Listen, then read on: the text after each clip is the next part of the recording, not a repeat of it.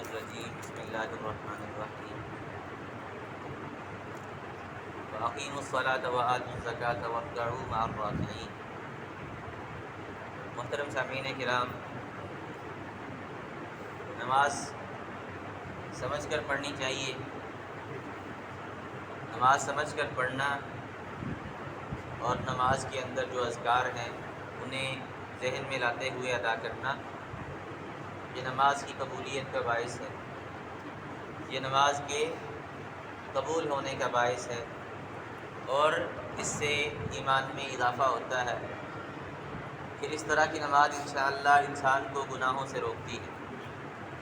تو اسی سلسلے میں ہم نے نماز کا جو معنی و مفہوم بیان کرنا شروع کیا ہے، اس سلسلے میں آج ہم قیام کے بارے میں جو باتیں رہ گئی تھیں، اسی طرح رکوع اور قومے کے بارے میں کچھ باتیں آپ کے سامنے عرض کریں گے۔ تو قیام کے حوالے سے آپ نے پڑھا کہ قیام جو ہے یہ نماز کا رکن ہے، نماز کا رکن ہے۔ رکن کسے کہتے ہیں؟ رکن کسے کہتے ہیں؟ ضروری، اگر رہ جائے تو نماز نہیں ہوتی۔ جان بوجھ کے بندہ چھوڑ دے تو نماز نہیں ہوتی، اگر بھول جائے تو اس کی تلافی ضروری ہے، بندہ واپس آ کے اس کو ادا کرے گا تو نماز مکمل ہوگی، وہ رکعت جو ہے یا پھر سرے سے ختم ہو جائے گی۔ ٹھیک ہے؟ تو قیام جو ہے وقوموا للہ قانتین نماز کا رکن ہے، نماز میں سب سے اہم چیز ہے۔ اس کے اندر سب سے پہلے دعائے استفتاح پڑھی جاتی ہے۔ دعائے استفتاح کسے کہتے ہیں؟ افتتاحیہ دعا کو، افتتاحیہ دعا کو جو سب سے پہلے پڑھی جاتی ہے۔ اس سلسلے میں ہم نے دو دعائیں آپ کو پڑھائی تھی۔ پہلی دعا کون سی تھی؟ سبحانک اللہم وبحمدک وتبارک اسمک وتعالی جدک ولا الہ غیرک۔ یہ بھی ثابت ہے اللہ کے رسول صلی اللہ علیہ وسلم سے، اس کا معنی آپ کے سامنے بیان کیا۔ دوسری دعا کون سی تھی؟ اللہم باعد بینی وبین خطایای کما باعدت بین المشرق والمغرب اللہم نقنی من الخطایا کما ینقی الثوب الابیض من الدنس اللہم اغسل خطایای بالماء والثلج والبرد۔ تو آپ ان دونوں میں سے کوئی ایک پڑھیں گے، آپ ان دونوں میں سے کوئی ایک پڑھیں گے۔ اس کے علاوہ بھی ثابت ہیں اس موقع پر، دعائے استفتاح کے موقع پر اللہ کے رسول سے دعائیں دونوں نہیں پڑھیں گے، دونوں نہیں پڑھیں گے، ان میں سے ایک پڑھیں گے۔ ٹھیک ہے؟ آپ کبھی یہ پڑھ لیں کبھی یہ پڑھ لیں، ٹھیک ہے؟ اس طرح سے آپ نے اپنی نماز کو ادا کرنا ہے۔ صحیح ہے؟ تو اس کو چینج کرتے رہنا چاہیے۔ کل بھی ہم نے بتایا تھا، اس سے ذہن جو ہے حاضر رہتا ہے، وہ جیسے رٹی رٹائی نماز نہیں رہتی۔ بندہ کو پتہ چل جاتا ہے کہ آج میں نے یہ پڑھنا ہے، اس کا یہ معنی ہے۔ اس دونوں کا معنی ہم نے لوگوں کے سامنے، آپ کے سامنے بیان کر دیا۔ پھر اس کے علاوہ بھی اور دعائیں ہیں۔ پھر اس کے بعد کیا پڑھنا ہوتا ہے؟ نہیں، الحمدللہ سے پہلے اعوذ باللہ من الشیطان الرجیم، سب سے پہلے کیا ہے؟ اعوذ باللہ پڑھیں گے۔ تحفظ کیا پڑھتے ہیں اس کو؟ تحفظ۔ اس کے تین صیغے اللہ کے رسول صلی اللہ علیہ وسلم سے ثابت ہیں، تین طرح سے یہ پڑھ سکتے ہیں۔ ایک تو عام ہے جس طرح ہم قرآن کے شروع میں پڑھتے ہیں،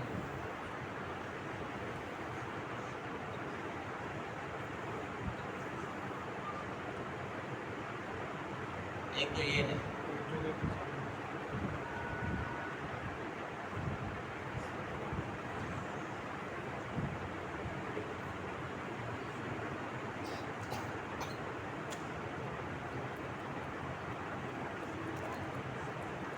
صحیح ہے؟ دوسرا صیغہ یہ ہے، ٹھیک ہے؟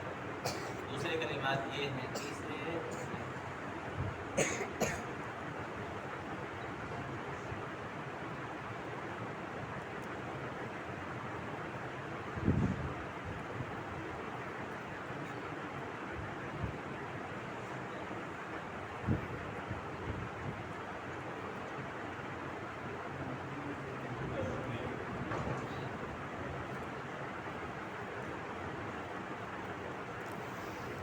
یہ تین کلمات اللہ کے رسول سے ثابت ہیں کہ آپ نے ان تین کلمات کے ذریعے سے شیطان کے شر سے پناہ مانگی ہے نماز کے شروع میں۔ ٹھیک ہے؟ بسم اللہ الرحمن الرحیم پڑھنے سے پہلے یا تو یہ بندہ کہہ دے اعوذ باللہ من الشیطان الرجیم، میں پناہ مانگتا ہوں اللہ کی شیطان مردود سے۔ دوسرا کلمہ کیا ہے؟ میں پناہ مانگتا ہوں اللہ کی جو کہ سننے والا اور جاننے والا ہے شیطان مردود سے۔ ٹھیک ہے؟ اس میں السمیع العلیم کا اضافہ ہے، اعوذ باللہ السمیع العلیم من الشیطان الرجیم۔ صحیح ہے؟ اور تیسرا ہے کہ اعوذ باللہ السمیع العلیم، میں پناہ مانگتا ہوں اللہ سے جو کہ سمیع، سننے والا اور جاننے والا ہے، شیطان مردود سے، من ہمزہ اس کی باتوں سے، ونفخہ اس کی پھونکوں سے، ونفثہ اور اس کے تھوک سے. ٹھیک ہے، تو یہ تینوں کلمات اللہ کے رسول صلی اللہ علیہ وسلم سے ثابت ہیں. ممزہ کے بارے میں آپ جانتے ہیں کہ اس طرح کی جو اس کی باتیں ہوتی ہیں، اس کا کلام ہوتا ہے وسوسہ ڈالنے والا، خراب کرنے والا، فساد برپا کرنے والا. اسی طرح نفخ اس کا پھونکے مارنا، انسان کو ورغلانے کے لیے دم درود کرنا. ونفث ہی اسی طرح اس کا تھوکنا، اس کو نفس کہتے ہیں. اس کے سارے جو ہتھ کنڈے ہیں، اس کے سارے ہیلے ہیں جو انسان پر، اس کے سارے وار ہیں، ان سب سے ایک ایک کر کے اللہ کے رسول صلی اللہ علیہ وسلم نے پناہ مانگی. نفس ہی بھی پڑھ سکتے ہیں، نفث ہی بھی پڑھ سکتے ہیں. فا ہے ہی سا، فا کے اوپر زبر پڑھیں گے یا فا کے اوپر جزم پڑھیں گے، دونوں پڑھیں گے. ونفثہ ونفثہ، ٹھیک ہے، تھا ہے تھا ہی. ٹھیک ہے، تو یہ تینوں سے اللہ کے رسول صلی اللہ علیہ وسلم ثابت ہے. تو پھر دعائے استفتاح پڑھنے کے بعد آپ نے یہ پڑھنا ہے، اور یہ پڑھنا ضروری ہے. کیا ساری رکعتوں کے اندر پڑھیں گے؟ تو اس میں بہتر بات یہ ہے کہ پہلی رکعت میں اگر آپ نے ایک مرتبہ اعوذ باللہ پڑھ لیا، بسم اللہ سورہ فاتحہ سے پہلے، تو یہ کافی ہے. باقی نماز کے اندر دوسری، تیسری اور چوتھی رکعت کے اندر بسم اللہ پر اکتفا کر سکتے ہیں. یہ بات صائب ہے اور یہ درست معلوم ہوتی ہے، کیونکہ نماز شروع سے لے کے آخر تک ایک ہی کیفیت کا نام ہے، ایک ہی عبادت کا نام ہے. تو اللہ نے کہا فَإِذَا قَرَأْتَ الْقُرْآنَ فَاسْتَعِذْ بِاللَّهِ مِنَ الشَّيْطَانِ الرَّجِيمِ. آپ قرآن پڑھیں تو قرآن پڑھنے سے پہلے اعوذ باللہ پڑھنا لازمی ہے، لازمی پڑھیں. تو ایک مرتبہ بندے نے قرآن پڑھ دیا، قرآن شروع کرنے سے پہلے اعوذ باللہ پڑھ لیا تو یہ کافی ہے. اب مسلسل اذکار جاری ہیں، پھر دوسری رکعت میں دوبارہ قرآن پڑھیں گے تو وہ مسلسل کنٹینیو چل رہا ہے، اس لیے دوبارہ وہاں پہ اعوذ باللہ پڑھنے کی ضرورت نہیں ہے. تو ہمارا یہی موقف ہے کہ اعوذ باللہ ایک مرتبہ اگر پہلی رکعت میں آپ نے پڑھ لیا تو پھر دوسری اور تیسری یا چوتھی رکعت میں دوبارہ دہرانے کی ضرورت نہیں ہے. ہاں، بسم اللہ آپ نے ہر رکعت میں پڑھنی ہے. بسم اللہ آپ نے ہر رکعت کے اندر سورہ فاتحہ پڑھنے سے پہلے اور کوئی سورت پڑھنے سے پہلے پڑھنی ہے. پھر اس کے بعد تسمیہ ہے. تسمیہ کس کو کہتے ہیں؟ بسم اللہ کو. تسمیہ کس کو کہتے ہیں؟ بسم اللہ الرحمن الرحیم کو. تو پھر اس کے بعد بسم اللہ الرحمن الرحیم پڑھیں گے.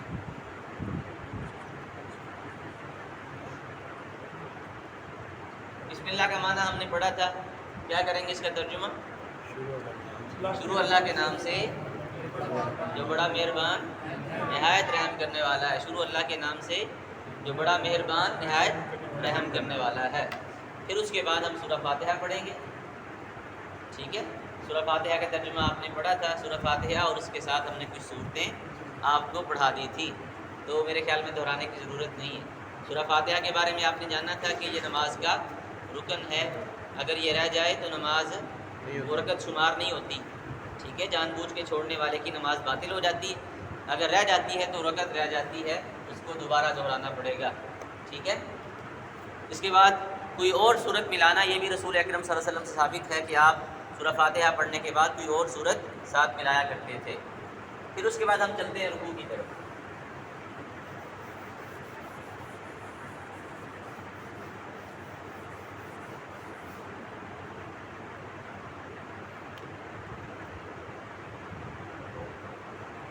رکوع کہتے ہیں جھکنے کو. ٹھیک ہے، رکوع کس کو کہتے ہیں؟ کمر کے جھکانے کو کیا کہتے ہیں؟ رکوع کہتے ہیں. تو رکوع جو ہے یہ بھی نماز کا رکن ہے، اور یہ بھی نماز کا ایک اہم حصہ ہے. اگر یہ بھی بندہ چھوڑ دیتا ہے تو نماز باطل ہو جاتی ہے. جب میں کہوں کہ یہ رکن ہے تو اس کا معنی یہ ہے کہ اس کو چھوڑ دینے والے کی نماز ضائع ہے. ٹھیک ہے، جو اس کا حق ادا نہیں کرتا اس کی نماز بھی ناقص ہے. ٹھیک ہے، تو رکوع جو ہے یہ بھی نماز کا رکن ہے. اللہ رب العالمین فرماتے ہیں وَارْكَعُوا مَعَ الرَّاكِعِينَ، رکوع کرنے والوں کے ساتھ رکوع کرو. تو اس کا معنی عام طور پہ یہی ہے کہ نماز پڑھنے والوں کے ساتھ نماز پڑھو. تو اللہ نے رکوع کا لفظ کیوں بیان کیا؟ اس کی اہمیت کی وجہ سے کہ یہ نماز کا ایک اہم ترین رکن ہے. یہ نماز کا ایک اہم ترین رکن ہے، اسی لیے اللہ رب العالمین نے نماز کو رکوع سے تعبیر کیا. وَارْكَعُوا مَعَ الرَّاكِعِينَ، رکوع کرنے والوں کے ساتھ رکوع کرو. اب بندہ قیام میں کھڑا ہے، آپ آ جائیں میرے سامنے، آ جائیں شاباش، ادھر قبلہ رخ ہو جائیں. اب آپ نے سورہ فاتحہ پڑھ کے سورہ کوئی اور صورت ملا لی ہے، اب آپ نے رکوع کرنا ہے تو اس کی کیفیت کیا ہوگی؟ اللہ اکبر پہلے کہیں گے، اللہ اکبر کہتے ہاتھ کہاں تک اٹھائیں گے؟ ایسے، ٹھیک ہے، یا یہاں تک یا اس کے نیچے یہاں تک اس کے برابر، یا یہاں پہ جیسے ہم نے کل پڑھا تھا، نہ اس سے زیادہ نہ جیسے ہم آج کل عادت بن چکی ہے یہاں پر، یہاں نہیں ہونا چاہیے. یہ ایک سنت ہے، اور سنت کا طریقہ ایک تو یہ ہے کہ کندھوں کے برابر ہو، ٹھیک ہے، یہ میرا ہاتھ دیکھ لیں تھوڑا سا اوپر اٹھائیں، یا یہ ہے کان کی جو لوئیں ہے نا یہاں تک، یہ آخری حد ہے اور یہ سب سے نچلی حد ہے، یہ اوپر والی حد ہے، درمیان میں بھی رہ جائے تو کوئی حرج نہیں ہے، ٹھیک ہے، سمجھ آئی؟ یہ کہہ کے آپ نے رکوع میں جانا ہے، رکوع میں جائیں تو رکوع جو ہے حرکات کرتے وقت اللہ اکبر کہنا ہے، ٹھیک ہے، اللہ اکبر. ٹھیک، اب آپ اس کی ہتھیلیوں کو دیکھ رہے ہیں کہ ہتھیلیاں جو ہیں وہ آپ کے جو گھٹنے ہیں ان پر مکمل پھیلی ہوئی ہونی چاہیے، نہ اس طرح نہیں ہونی چاہیے، ٹھیک ہے، بالکل اس طرح پھیلی ہونی چاہیے، مکمل اس کے اوپر زور ہو، ٹھیک ہے، صحیح صحیح ہے. اور یہ بازو جو ہیں یہ آپ کے ویسے ہی کرو، یہ بازو جو ہیں یہ آپ کے یہ جو بغلے ہیں یہ آپ کا پیٹ ہے، اس سے دور ہونے چاہیے، اس سے دور ہونے چاہیے، الا یہ کہ آپ کے ساتھ کوئی نمازی کھڑا ہے اس کو تکلیف ہو رہی ہے پھر جو ہے اس طرح کر سکتے ہیں، ٹھیک ہے، پھر ضرورت ہے مجبوری کی وجہ سے اس کو گیڑ سکتے ہیں، وگرنہ اس کو پھیلانا چاہیے، اس سے دور رکھنا چاہیے. اور کمر کی کیفیت کیا ہو کہ یہ بالکل برابر ہو، کمر بالکل سر کے برابر ہو.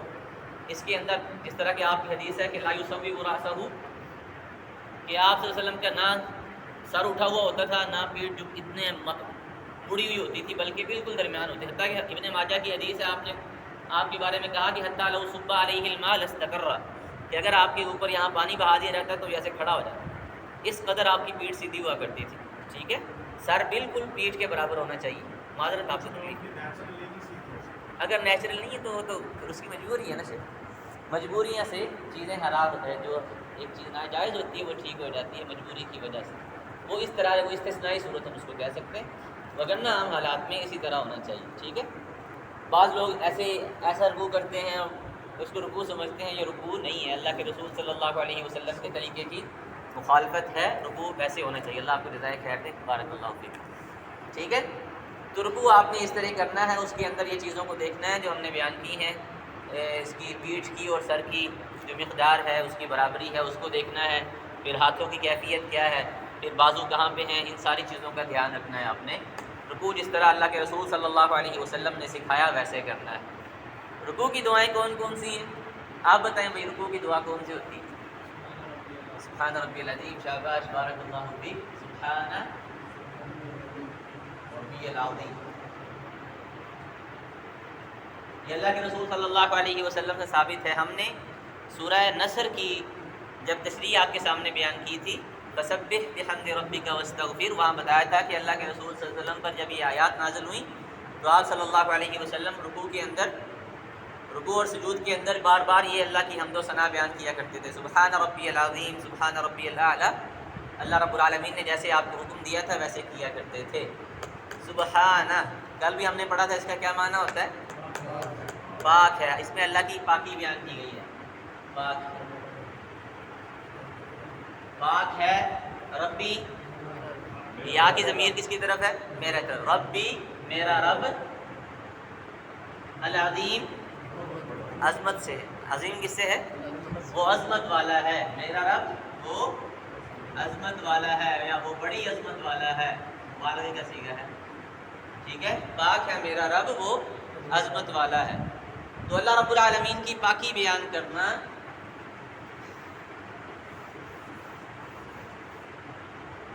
یہ ایک توحید کا بہت بڑا مظہر ہے، توحید کا ایک بہت بڑا مظہر ہے کہ اللہ رب العالمین کو تمام نقائص سے، تمام عیوب سے پاک، صاف، پاکیزہ بیان کرنا، منزہ بیان کرنا کہ اللہ ہر نقص سے پاک ہے. تو اس کی ہم مزید وضاحت کرتے ہیں کہ اللہ ہر نقص سے پاک ہے.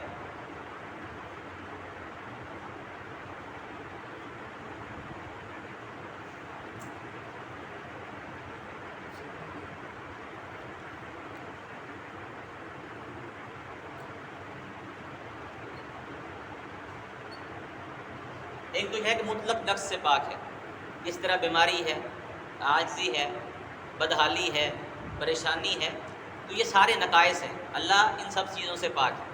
ایک اس کو مطلق نفس کہتے ہیں، عام نفس جس کو ہم کہہ سکتے ہیں،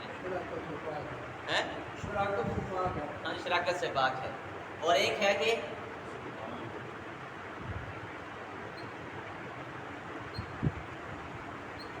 کمال میں نفس، اللہ رب العالمین کی ذات باکمال ہے، اسی طرح اللہ کی صفات بھی باکمال ہے۔ اللہ پیدا کرنے والا ہے، اللہ کی پیدا کردہ چیز میں کوئی نقص نہیں ہے۔ جس طرح اللہ فرماتے ہیں الذی خلق سبع سماوات طباقا ما تری فی خلق الرحمن من تفاوت، کہ اللہ کی کاریگری میں، اللہ کی پیدا کردہ چیزوں میں آپ ذرا برابر بھی نقص نہیں پائیں گے، ٹھیک ہے؟ ہر عیب سے پاک ہے، ہر عیب سے پاک ہے، ہر کمزوری سے پاک ہے، وہ اس میں آ گیا۔ اور اللہ جو کام کرتا ہے ان میں بھی اللہ کو کوئی پریشانی نہیں ہوتی، ان میں بھی اللہ کو کوئی نقص پیش نہیں آتا، اللہ کی کاریگری کے اندر بھی ذرا برابر بھی کمی نہیں ہے۔ اور تیسرا یہ ہے کہ اللہ مخلوق کی مشابہت سے پاک ہے، ٹھیک ہے؟ اللہ مخلوق کی مشابہت سے پاک ہے، کیونکہ مخلوق جو ہے وہ کیا ہے؟ وہ سراپا مذمت ہے، اس کے اندر نقائص ہی نقائص ہیں، اس کے اندر کمزوریاں ہی کمزوری ہیں۔ جب اللہ کو مخلوق جیسا بنائیں گے تو یہی تو شرک ہے۔ تو اللہ رب العالمین مخلوق کی مشابہت سے پاک ہے۔ تو جب ہم کہتے ہیں سبحانہ، تو اس کے یہ تینوں معنی مراد ہوتے ہیں کہ اللہ ہر طرح کے نقص سے پاک ہے، اللہ اپنے کمال کے نقص سے پاک ہے، اسی طرح اللہ مخلوق کی مشابہت سے پاک ہے۔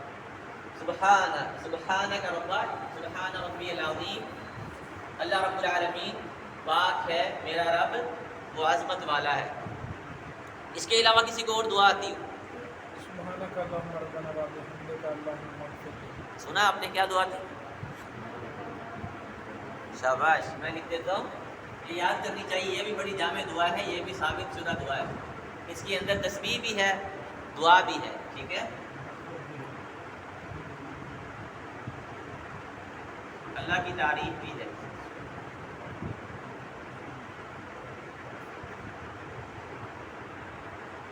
سبحانک، کیا ترجمہ کریں گے اس کا؟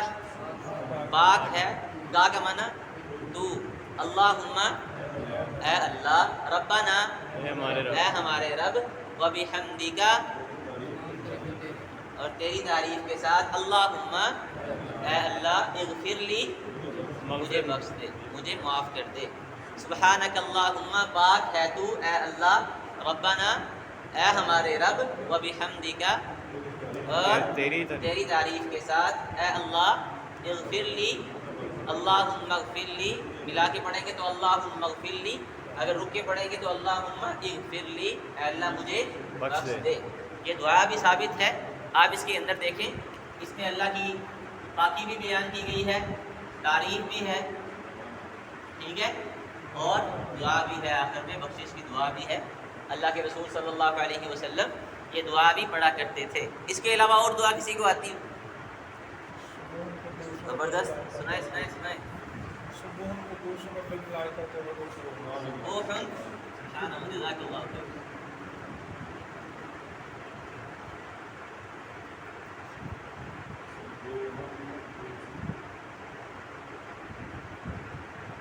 چھوٹی چھوٹی دعائیں ہیں، ان سے محبت کرنی چاہیے، ان کو یاد کرنا چاہیے۔ سبوح، سبوح بھی سبحانہ سے ہے، کس سے ہے؟ سبحان سے ہے، کہ اللہ پاک ہے، قدوس، قدس سے ہے، عزت والا، تکریم والا، ٹھیک ہے؟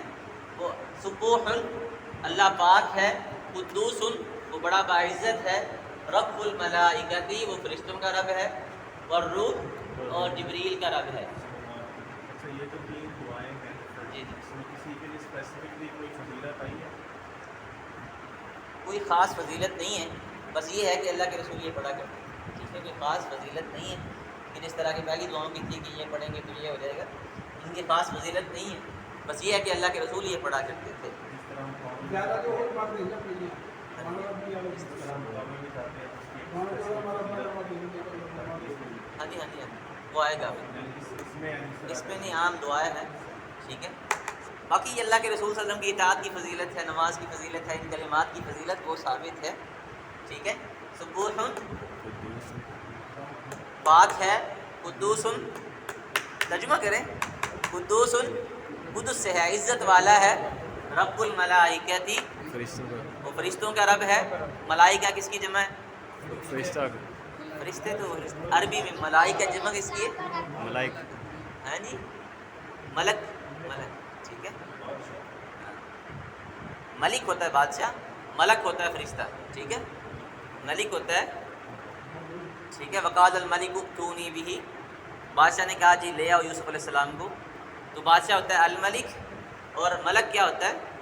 فرشتہ ہوتا ہے، ٹھیک ہے، الملائکہ جس کی جمع آتی ہے الملائکہ، والروح، روح کہتے ہیں جبریل علیہ السلام کو، ٹھیک ہے، جبریل علیہ السلام بھی فرشتے ہیں، لیکن انہیں فرشتوں سے خارج ان کی اہمیت کی وجہ سے کیا گیا ہے کہ عام چیز کو ذکر کرنے کے بعد اس میں سے ایک خاص چیز کو ذکر کرنا، ٹھیک ہے، وہ بھی فرشتہ ہے لیکن ان کو الگ بیان کرنے کا مطلب ان کی اہمیت کو بیان کرنا ہے، کیونکہ وہ فرشتوں کے سردار ہیں، فرشتوں کے سردار ہیں، اللہ کی بڑی عظمت والی مخلوق ہیں۔ اللہ کے رسول صلی اللہ علیہ وسلم نے جبریل علیہ السلام کو 2 مرتبہ دیکھا تھا، اللہ کے رسول نے جبریل علیہ السلام کو ان کی اصلی صورت میں، ان اصلی شکل و صورت میں 2 مرتبہ دیکھا تھا۔ اللہ کے رسول نے فرمایا کہ میں نے انہیں دیکھا، ان کے 600 پر تھے، کتنے پر تھے؟ 600 پر تھے، اور ہر پر نے افق کو گھیرا ہوا تھا، اس قدر اللہ کی عظیم مخلوق ہے، اسی لیے ان کو الگ خاص بیان کیا۔ فرشتے سارے پروں والے ہوتے ہیں، الحمدللہ فاطر السماوات والارض جاعل الملائکۃ رسلا اولی اجنحۃ مثنی وثلاث ورباع، فرشتے سارے پروں والے ہوتے ہیں، کسی کے 2 پر، کسی کے 3، کسی کے 4، لیکن جبریل علیہ السلام کو کتنے پر ہیں؟ 600 پر ہیں، اور ہر پر نے افق کو گھیرا ہوا ہے، اس قدر بلند و بالا، اس قدر عظیم مخلوق ہے، اسی لیے فرشتوں کے سردار ہونے کی وجہ سے، ان کی عظمت کی وجہ سے، اور ان کے ذمے جو اللہ کا کام تھا وہ کیا تھا؟ کیا کام تھا ان کا؟ وحی لے کر آنا، اللہ کا پیغامبر، اللہ کے پیغمبر تھے، اللہ کا پیغام لوگوں تک پہنچانا، سست نہیں ہونے دینا میں نے آپ کو، ٹھیک ہے، تو یہ ان کی فضیلت کی وجہ سے ان کا خاص تذکرہ کیا جاتا ہے۔ قرآن میں بار بار اس طرح اللہ نے فرشتوں کا ذکر کرنے کے بعد، عام ذکر کرنے کے بعد انہیں خاص کیا، تو یہ دعا بھی ہمیں آنی چاہیے، ٹھیک ہے۔ اس کے علاوہ بھی دعائیں ہیں، اس کے علاوہ بھی دعائیں ہیں، اللہم انی اعوذ برضاک من سخطک ومن معافاتک من عقوبتک واعوذ بک من لا احصی ثناء علیک انت کما اثنیت علی نفسک، اسی طرح اور دعائیں بھی ہیں۔ بندے کو چاہیے کہ اس طرح دعاؤں کو یاد کرے اور بدل بدل کے پڑھا کرے، کبھی یہ پڑھے کبھی وہ پڑھے، تاکہ اس کا ذہن جو ہے وہ رکوع کے اندر حاضر رہے، یہ نہ ہو کہ آٹومیٹکلی اس کا وہ دماغ سیٹ ہو چکا ہے کہ اس نے رکوع میں جانا ہے تو اس نے وہ پڑھ دینی ہے، ٹھیک ہے، ایسا نہیں ہونا چاہیے، اس کو چینج کرنا چاہیے، صحیح ہے۔ اور ایک مرتبہ یہ دعا پڑھ دیں گے تو آپ کا رکن جو ہے وہ ادا ہو جائے گا، سبحان ربی العظیم ایک مرتبہ پڑھ دیا تو رکن جو ہے وہ ادا ہو گیا، ایک مرتبہ پڑھنے سے رکن ادا ہو جاتا ہے، ایک مرتبہ پڑھنا واجب ہے، اس سے علاوہ اس سے زیادہ پڑھیں گے تو سنت ہے، اس کے علاوہ پڑھیں گے تو سنت ہے، ثواب ملتا رہے گا۔ ہاں جی، یہ بھی بات سنیے، میں بیان کرنے والا تھا، اللہ آپ کو جزائے خیر دے۔ پہلی بات تو یہ ہے کہ جو حدیث آتی ہے کہ کم از کم 3 مرتبہ پڑھنا چاہیے سبحان ربی العظیم کو، وہ حدیث ضعیف ہے، ٹھیک ہے، وہ قابل حجت نہیں ہے، کم از کم 1 مرتبہ ہے، اس سے زیادہ کتنی بھی مرتبہ پڑھ سکتے ہیں، اور یہ بھی لازم نہیں ہے کہ آپ نے طاقت کے اندر پڑھنا ہے، ٹھیک ہے، اس طرح بھی کوئی حدیث نہیں آتی، آپ جتنی مرتبہ مرضی پڑھ سکتے ہیں، اگر امام کے پیچھے ہیں تو آپ جاری رکھیں گے، چپ نہیں ہونا آپ نے، ٹھیک ہے، اگر 3 مرتبہ پڑھ کے میں خاموش ہو گئے، ایسے نہیں ہے، آپ نے پڑھتے رہنا ہے، اس میں اللہ رب العالمین کی تسبیح ہے۔ اس کے علاوہ صبح شام کس کا اذکار ہوتے ہیں، اس میں ابھی اگر 3 دفعہ وہ پڑھ لیا ہے تو اس میں بات نہیں، اس میں یہ ہے کہ اللہ کے رسول صلی اللہ علیہ وسلم نے جو اذکار بتلائے ہیں اور ان کی جو خاص فضیلت بتلائی ہے، وہ خاص فضیلت تبھی حاصل ہوگی جب آپ اس عدد کو مکمل کریں، ٹھیک ہے، مکمل ہو گیا پھر پڑھتے رہیں، کوئی مسئلہ نہیں، ایکسٹرا 2-3 پڑھ لیا، اس احتیاط سے کیا بھی غلطی پیچھے ہوگی، کوئی مسئلہ نہیں، اس میں کوئی مسئلہ نہیں، اس میں کوئی مسئلہ نہیں، ٹھیک ہے، سمجھ آئے گی۔ اس سلسلے میں رکوع جو ہے ہمارا مکمل ہو چکا ہے، اب آئیں واپس ہے سبحان ربی العظیم وب حمدی ہی کا اضافہ بھی ایک حدیث کے اندر ثابت ہے، وہ اگر زیادہ کریں تو کر سکتے ہیں، چلیں ویسے اب رکوع میں ہیں، آپ رکوع میں تھے، رکوع ٹھیک ہے جائیں ایسے، ٹھیک ہے، آپ اٹھیں، اچھا کوئی یہ گھٹنوں سے اوپر بھی رکھنا، اوپر نہیں، گھٹنوں کے اوپر رکھنا ہے، ٹھیک ہے، اوپر نہیں رکھنا، گھٹنوں کے اوپر رکھنا ہے، گھٹنوں کو پکڑنا ہے ایسے زور سے، دوبارہ جائیں، چلیں شاباش ٹھیک ہے. کیا کہنا ہے اٹھتے ہوئے؟ سمع اللہ لمن حمیدہ. شاباش بیٹھے جزاک اللہ. اللہ خوش رکھے آپ کو. وہ ہم استثنائی صورت بعد میں بیان کریں گے. ایک نارمل آدمی کی حالت بیان کرتے ہیں پھر انشاءاللہ ہم نا مخصوص افراد کے حالات بیان کریں گے انشاءاللہ. اللہ نے مدد کی. سمع اللہ لمن حمیدہ. سمع اللہ لمن حمیدہ. پہلے تو اس کا معنی پتہ ہونا چاہیے کہ اس کا کیا معنی ہے. سمع سن لیا, اللہ اللہ نے, لمن اس کو جس نے, حمیدہ اس کی تعریف کی. سن لیا اللہ نے اس کو جس نے اس کی تعریف کی. تو بندہ کیا کر کے ہٹاتا؟ اللہ کی تعریف. اللہ کی تعریف کر کے ہٹاتا نا. کیا پڑھا تھا؟ سبحان ربی العظیم, سبحان اللہ بحمدہ, سبحانک اللہم ربنا وبحمدک اللہم اغفر لی, سبوحا قدوس رب الملائکۃ والروح. تو اللہ فرماتے ہیں کہ جس نے اللہ کی تعریف بیان کی تھی, اللہ نے اس کی دعا جو ہے وہ سن لی ہے. اللہ کا سننے کا معنی کیا ہوتا ہے؟ قبول کر لینا. اللہ کے سننے کا کیا معنی ہوتا ہے؟ قبول کر لینا, کہ اللہ نے اس کی دعا کو, اس کی تعریف کو قبول کر لیا. یہ کتنی بڑی بشارت ہے, کتنی بڑی دل کو خوش کر دینے والی چیز ہے کہ میں نے جو اللہ کی تسبیح بیان کی تھی, اللہ نے میری تسبیح سن لی ہے. آپ کو اس بات پہ اگر یقین ہو جائے تو آپ کا دل فرحت سے پھٹ جائے, انبساط سے پھیل جائے. اب اللہ رب العالمین نے میری بات سنی ہے اور اللہ نے میری تعریف کو, اللہ نے میری حمد و ثنا کو, میری بیان کرنے کو اللہ نے قبول کر لیا. سمع اللہ لمن حمیدہ. سن لیا اللہ نے, قبول کر لیا اللہ نے اس کی دعا کو, اس کی تعریف کو جس نے اس کی تعریف کی. پھر اس کے بعد اللہ رب العالمین کی مزید حمد بیان کرنی چاہیے جو اللہ کے رسول صلی اللہ علیہ وسلم نے سکھائی ہے. تو ہم کیا پڑھتے ہیں؟ سمیع اللہ لمن حمیدہ کے بارے میں پہلے بات کرتے ہیں کہ یہ کون کہے گا. اگر جماعت کے ساتھ آپ پڑھ رہے ہیں تو اس سلسلے میں جماعت کے ساتھ سے امام صاحب کہیں گے ہم نے نہیں کہنا, ہم نے ربنا والا صحیح ہو گیا. ہاں, اکثر علماء کا یہی موقف ہے کہ اگر آپ جماعت کے ساتھ ہیں تو امام ہی کہے گا, آپ نے ربنا ولک الحمد کہنا ہے. ٹھیک ہے, باقی ساری تکبیرات آپ نے دہرانی ہے پیچھے پیچھے. اللہ اکبر کہتے ہیں تو آپ نے اللہ اکبر کہنا ہے. صرف اس کے بارے میں اختلاف ہے. تو راجح بات بھی یہی ہے, زیادہ قرین قیاس اور دلائل کے لحاظ سے وہ یہ ہے کہ یہ امام کہے گا اگر امام کے ساتھ. اگر کوئی تکبیر چھوٹ جاتی ہے تو واجب ہے, ہم یہ بیان کریں گے واجب اور رکن یا سنت چھوٹ جانے پر کیا کرنا ہوتا ہے, یہ ہم بعد میں بیان کریں گے. صحیح ہے. تو کیا بات کر رہے تھے؟ رب سمیع اللہ لمن حمیدہ یہ امام کہے گا اگر امام کے پیچھے ہیں. اگر آپ اکیلے ہیں تو آپ نے لازمی کہنا ہے. ٹھیک ہے. تو اس کے بعد مقتدی کیا کہیں گے؟ مقتدی بھی اور امام بھی ربنا ولک الحمد. 4 سیغے ہیں اس کے, یہ بھی ہم دیکھ لیں. ربنا لک الحمد,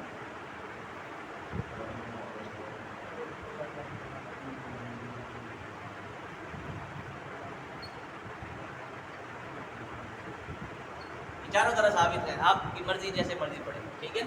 ربنا ولک الحمد بھی ثابت ہے, ربنا لک الحمد بھی ثابت ہے, اللہم ربنا لک الحمد یہ بھی ثابت ہے, اللہم ربنا ولک الحمد. اس کا کیا معنی ہے؟ ربنا اے ہمارے رب, شرکت کریں, ربنا اے ہمارے رب, ولک الحمد اور تیرے ہی لیے تعریف ہے, اور تیرے لیے ہی ساری تعریفیں ہیں, تمام تعریفیں صرف تیرے ہی لیے ہیں. اس میں بھی اضافہ صرف واو کا ہے, اللہم کا ہے, اور اس میں زیادہ نہیں ہے. تو یہ دعا جو ہے سارے پڑھیں گے ربنا ولک الحمد. پھر اس کے بعد ہم کیا پڑھیں گے؟ اس کے ساتھ اور دعائیں بھی ہیں. شاباش, اللہ آپ کو برکت دے. حمدن کثیرا طیبا مبارکا فیہ. اللہ تیرے لیے ہی حمد ہے, حمدن ایسی حمد, کثیراً جو بہت زیادہ ہے, کثیراً بہت زیادہ ہے, طیباً جو پاکیزہ ہے, مبارکاً فیہ جس کے اندر برکت ہی برکت ہے, جس میں برکت ہی برکت ہے. تیرے لیے ہے تمام تر تعریف, بہت زیادہ پاکیزہ بابرکت تعریف تیرے ہی لیے ہے. یہ بھی ثابت ہے, یہ بھی پڑھنا چاہیے, ہر آدمی کو آنی چاہیے یہ. ٹھیک ہے. یہ قومے کی دعا ہے, اس کو ہم بیان کرنا بھول گئے, اس کو قومہ کہتے ہیں. ٹھیک ہے. قیام سے ہے یہ بھی, क्योंकि ये छोटा होता है इसलिए इसको कोमा कहा जाता सर अकेले हैं तो समी हमदा कहते हैं, रब्बना वाला कलाम भी कहना है या बस? है। जी कहना है, अच्छा अकेले हम समी अल्लाहु लिमन हम्द भी कहना है, रब्बना वलकल हम्द भी कहना है। उसके बाद जो दुआएं हैं वो भी पढ़ सकते हैं। रब्बना वलकल हम्द तक कह दिया तो आपका वो रुकन अदा हो गया, आप फिर सजदा कर सकते हैं। इसके बाद जो मज़ीद दुआएं हैं वो सुन्नत हैं, ठीक है, वो पढ़ सकते हैं। रब्बना वलकल हम्द हम्दन कसीरन तय्यिबन मुबारकन फी। एक और बड़ी प्यारी दुआ है जो अल्लाह के रसूल ने इस मौके पर हमें सिखाई है। हम में से अक्सर को नहीं आती, मुझे भी नहीं आती थी, बस अल्लाह ने फजल किया, इसको याद करना चाहिए, ठीक है। ये बड़ी प्यारी दुआ है जो आप पढ़ा करते थे, रब्बना वलकल हम्द। उसके बाद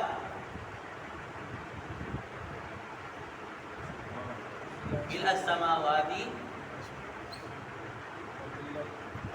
व मिल अल अर्दी व मिल मा शि'ता मिन शैइन बअदु।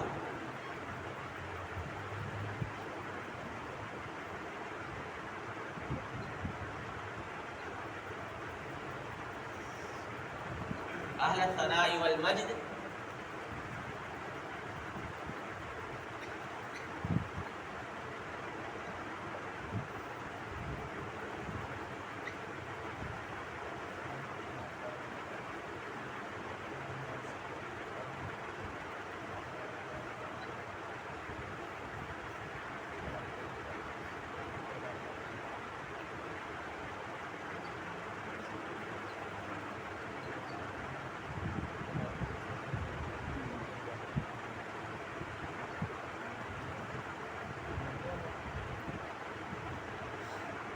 मेरे साथ पढ़ लें, इंशाल्लाह हम इसका तर्जुमा कल पढ़ेंगे।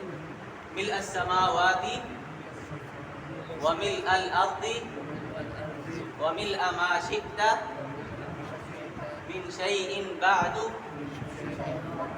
अहल सनाई वल मज्दी अहक्कु मा क़ाल अल अब्दु व कुल्लुना लका अब्दुन ला मानिअ लिमा अअतैत वला मुअतिय लिमा मनअत वला यनफअु ज़ल जद्दि मिनकल जद्द। चलें, अल्लाह आपको बरकत दे।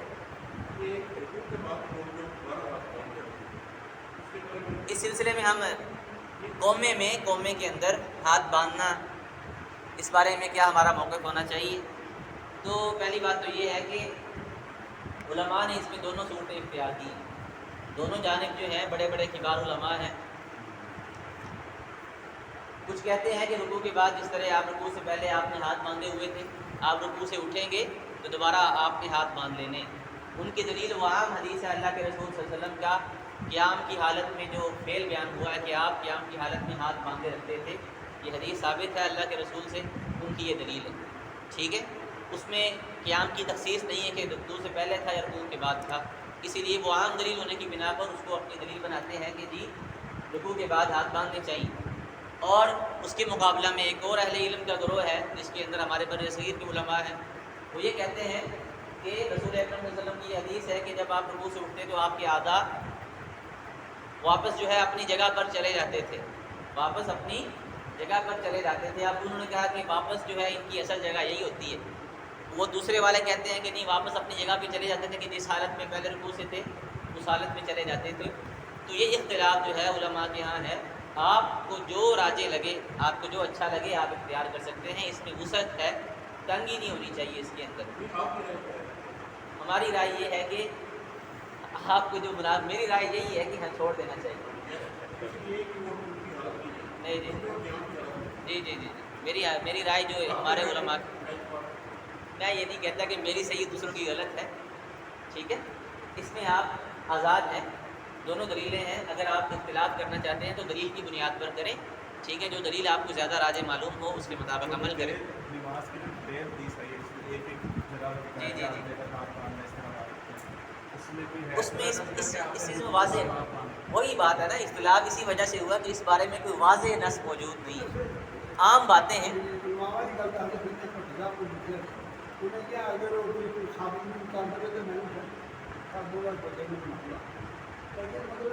مطلب کہ عام چیز ہے. صحیح. تو اس بارے میں نص واضح کوئی نہیں ہے, واضح نص کوئی نہیں ہے. چھوڑ کے پڑھ لیں یا بعد میں پڑھ لیں. عام دلائل ہیں, عام دلائل ہیں, تو آپ جو آپ کو پسند ہے آپ کر سکتے ہیں. ٹھیک ہے, انشاءاللہ کافی ٹائم ہو چکا ہے, کل اس کا ترجمہ ہم پڑھیں گے. کل تک ہم یہ دعا یاد کر کے آئیں گے انشاءاللہ. سر وہ